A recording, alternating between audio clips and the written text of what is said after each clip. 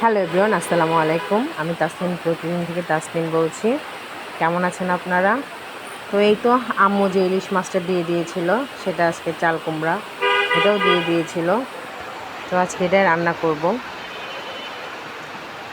রেহানুমার বাবা ইলিশ মাছের মাথা দিয়ে মানে চাল কুমড়া ঝুরি, এটা কি বলে আমি জানি না, সে এটা খুব পছন্দ করে। আমি এটা কখনো খাইও নাই, কিন্তু রেহানুমার বাবা পছন্দ করে, এর জন্য কি আর করার।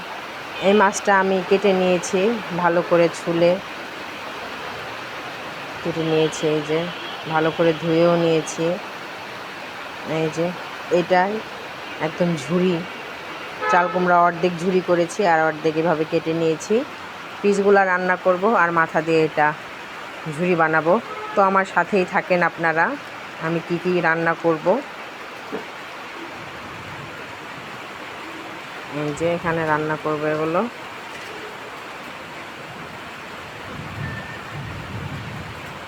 এই তো দেখতেই পাচ্ছেন আপনারা। তো আমি এখানে কড়াইতে তেল দিয়ে নিলাম। আমি আগেও বলেছি আমি একটু তেল মশলা একটু কম খাই, মানে এখন রেহানুমার বাবার জন্য একটু কম খাওয়া হয়, তাছাড়া কম কখনোই খেতাম না।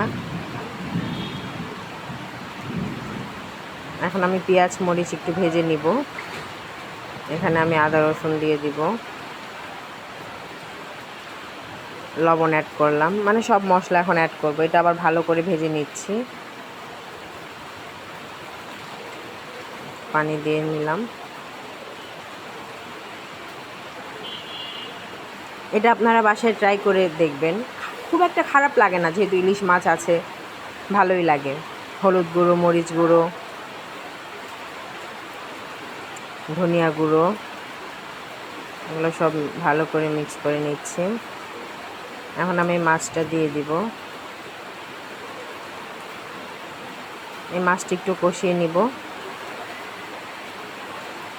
এই যে আমার কষানো হয়ে গিয়েছে, তেল উঠে এসেছে। এখন আমি এই ঝুড়িটা দিয়ে দিব, কুমড়ার ঝুড়ি।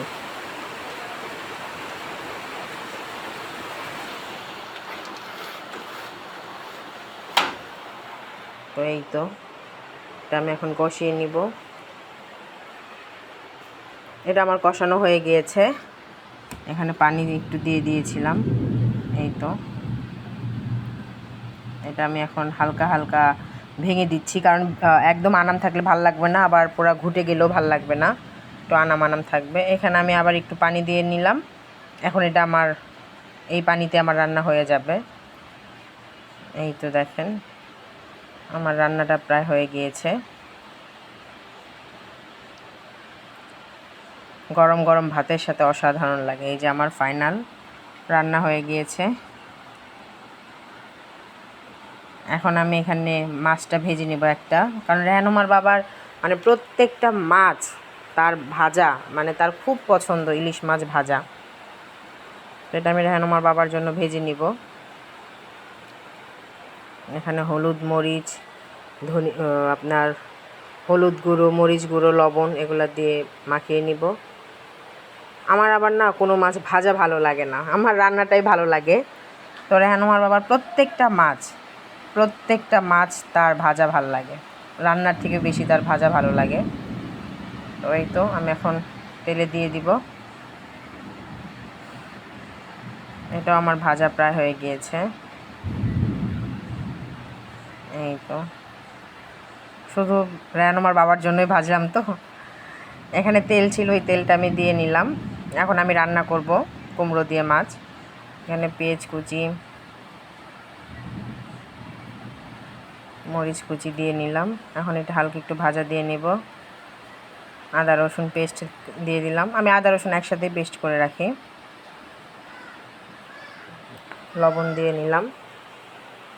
এখানে পানি দিয়ে দিলাম, হলুদ গুঁড়ো, মরিচ গুঁড়ো সব কিছু অ্যাড করে নিব। এখানে হলুদ গুঁড়ো, মরিচ গুঁড়ো এই যে হালকা হালকা দিব, কারণ এটা সাদা সাদা খেতে বেশি ভালো লাগবে। ধনিয়া গুঁড়ো। এখন এটা আমি নাড়িয়ে নিলাম। এই যে কষানো হয়ে গিয়েছে। এখন আমি এখানে মাছগুলো দিয়ে নিব। মাছগুলো আগে একটু কষিয়ে নিব। দুইজন মানুষের রান্না, বুঝতেই পারছেন আপনারা। এই তো আমি ঢেকে দিয়েছিলাম, মাছগুলো কষানো হয়ে গিয়েছে, যে তেল উঠে এসেছে। কোলে নিব, ওকে। বলে দাও দাম্মু হ্যালো গাইস, হ্যালো গাইস। এখন আমি এগুলো উঠিয়ে এখন আমি চাল কুমড়োগুলো কষিয়ে নিব। আমার মেয়ে আমাকে দেখে দেখে শিখেছে হ্যালো গাইস, হ্যালো এভরিওয়ান, কী যে বলে তারপরে বুঝিই না। এখন এখানে পানি দিয়ে কষিয়ে নিব।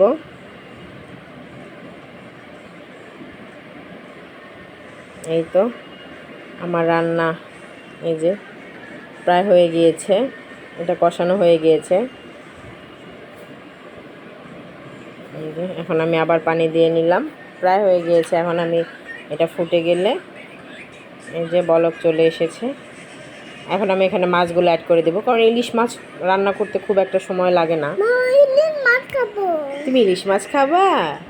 ওকে, এই যে খাও খাও, আমি রান্না করেছি। আমার মেয়ে না মিথ্যা মিথ্যা খেতে খুব পছন্দ করে। এখানে মাছগুলো দিয়ে দিয়েছি। এখন এই তো উপর দিয়ে হালকা একটু জিরে গুঁড়ো দিয়ে দিলাম, আপনারা চাইলে স্কিপও করতে পারেন, কারণ ইলিশ মাছের যত মশলা কম দেওয়া যায় ততই ফ্লেভার ইলিশ মাছের বাড়ে। এই যে আমার ফাইনাল লুক।